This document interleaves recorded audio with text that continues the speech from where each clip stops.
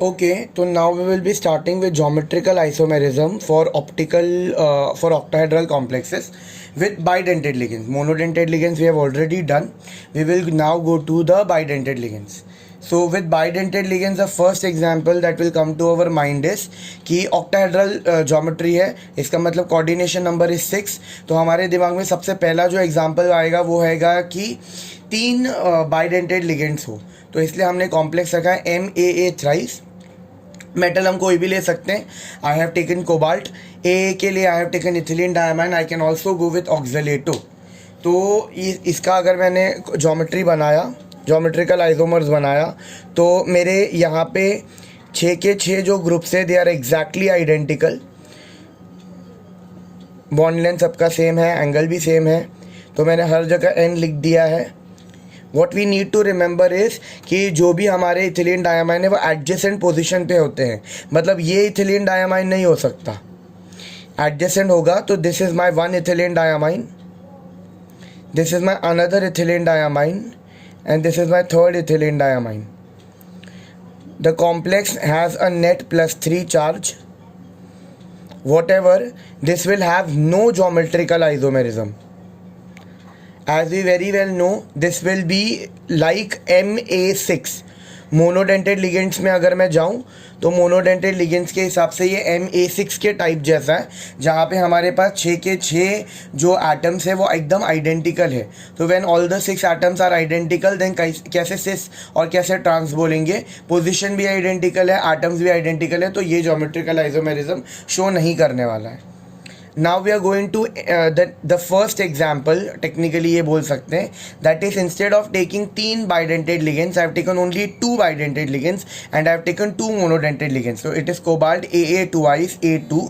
It is similar to MA4B2. It's similar to that complex, क्योंकि ये जो 2 monodentate है वो ये जो 2 बी हो जाएगा, और ये इथिलीन डायमाइन जो है जो AA है 2 टाइम्स, तो that is coordination number 4 in all overall, तो वो ये A4 का काम कर जाएगा. तो यहाँ पे हम लोग जज करते थे बिकॉज ऑफ बी, और यहाँ पे भी हम जज करेंगे बिकॉज ऑफ दैट 2 अलग मोनोडेंटेड लिगेंड्स. और ये सिस और ट्रांस बताया जा सकता है इसमें, सिस और ट्रांस. तो अगर मैंने इसको डायग्रामेटिक फॉर्म में लिखा तो ये है मेरा क्लोरीन, ये है मेरा क्लोरीन, ये है मेरे पास इथिलीन डायमाइन, और ये है मेरे पास इथिलीन डायमाइन. तो ये मेरे पास इथिलीन डायमाइन है. अभी जैसे कि हमारा दोनों क्लोरीन और opposite to each other, they are at 180 degree, charges आएगा +1, तो इसीलिए इसको मैं बोलूँगा ट्रांस आइसोमर. इसके अलावा और कोई भी पॉसिबिलिटी होगी तो वो सिस होगा, क्योंकि इसके अलावा अभी मैंने यहाँ पे एक बाइडेंटेड डाल दिया, यहाँ पे एक बाइडेंटेड डाल दिया.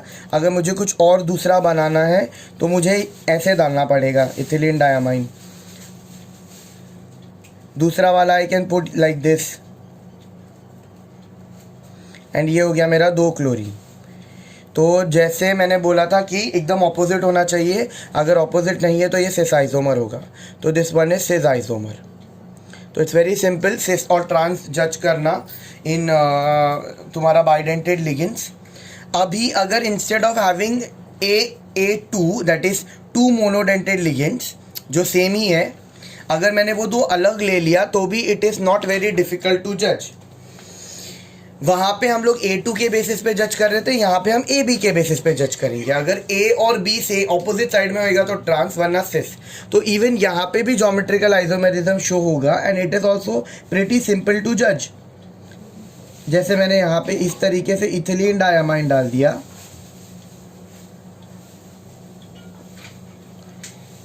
This is my chlorine and this is my bromine. तो यहाँ पे मैं मानता हूँ तुम सोचोगे कि सर ऐसा कैसा, क्लोरीन और ब्रोमीन है वो तो अलग अलग ग्रुप्स है, वो अलग अलग ग्रुप्स है, तो कैसे हम बोल रहे हैं कि ट्रांस होगा. बट द पॉइंट इज कि वो इसे हम इस तरीके से देखते हैं, 2 बाइडेंटेड 2 मोनोडेंटेड, तो 2 monodentate ligands are opposite to one another, तो we will call it as trans. इसके अलावा और जो भी दूसरा अरेंजमेंट होगा वो सिस होगा. क्योंकि दूसरा अरेंजमेंट ऐसा कुछ हो सकता है। यहाँ पे मैं इसको इधर डाल रहा हूँ, तो ये हो जाएगा मेरा cis arrangement. Charges will be +1।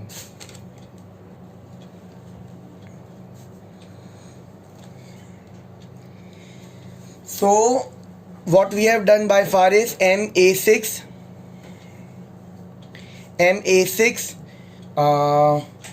जैसा जो था हमने देखा वो नहीं शो कर रहा है। MA4B2 वो भी नहीं शो कर रहा है। अब ये वाला जो है MAB3, मैं ये लिख देता हूँ फिर तुमको बताता हूँ ये किससे सिमिलर है। कोबाल्ट ग्लाइसिनो, ग्लाइसिनो अगर तुमको याद रहेगा तो मैंने बोला था आधा इथिलीन डायमाइन लेना, तो ये है मेरा आधा इथिलीन डायमाइन, और आधा ऑक्जेलेटो लेने बोला था मैंने, तो ये हो गया मेरा आधा ऑक्जेलेटो। तो 2 donor atom is N and O। तो अब यहाँ पे मैंने लिख दिया बीच में मेटल, यहाँ पे मैं ऊपर डाल रहा हूँ N, यहाँ पे मैं डाल रहा हूँ O। ये हो गया मेरा पहला ग्लाइसिनो। यहाँ पे मैं डाल रहा हूँ N, यहाँ पे मैं डाल रहा हूँ O, यहाँ पे मैं डाल रहा हूँ दूसरा ग्लाइसिनो, यहाँ पे मैं डाल रहा हूँ वापस से इधर N, और यहाँ पे डाल रहा हूँ मैं O ग्लाइसिनो। अगर तुमने देखा तो इसको मैंने एकदम प्रॉपरली एकदम क्रिस्टलाइन तरीके से अरेंज किया, NO NO NO। अभी this is very similar to MA3B3, ये इससे काफ़ी सिमिलर है, क्योंकि देखो ये तुम्हारे हो गए 3A और ये हो गए तुम्हारे 3B। तो this one is very similar to MA3B3, और MA3B3 में तुम्हारा सिस और ट्रांस नहीं था, फेशियल और मेरिडोनियल था। तो तुमको यहाँ पे भी वैसे ही करना है। तुम्हारे पास 3 N है और 3 O है, तो तीनों N को टच करने की कोशिश करो। अगर तीनों N बिना मेटल को कट किए टच हो रहे हैं, मतलब वो तीनों N एक फेस पे लाई करता है और वो फेशियल होगा। तो मैंने N to N टच किया, यहाँ पे भी मैंने N to N टच किया, और यहाँ पे भी मैंने N to N टच किया। मेरा मेटल बीच में नहीं कट रहा है, तो इसका मतलब दिस इज फेशियल।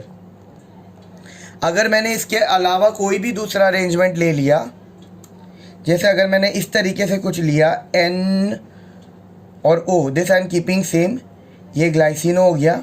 यहाँ पे मैं पहले लिख रहा हूँ N O और फिर लिख रहा हूँ मैं N, तो ये भी मेरा ग्लाइसिनो हो गया। और यहाँ पे तीसरे में let us go with the traditional NO ग्लाइसिनो। अब अगर मैं तीनों N को कट करने का ट्राई करूँ, this N to N, but अब N to N कट करने में बीच में मेटल आ रहा है, ये और ये N के बीच में, तो इसका मतलब ये हो गया मेरा मेरिडोनियल। तो this is it about geometrical isomerism. ठीक है, ये काफ़ी सिमिलर था MA3B3 से।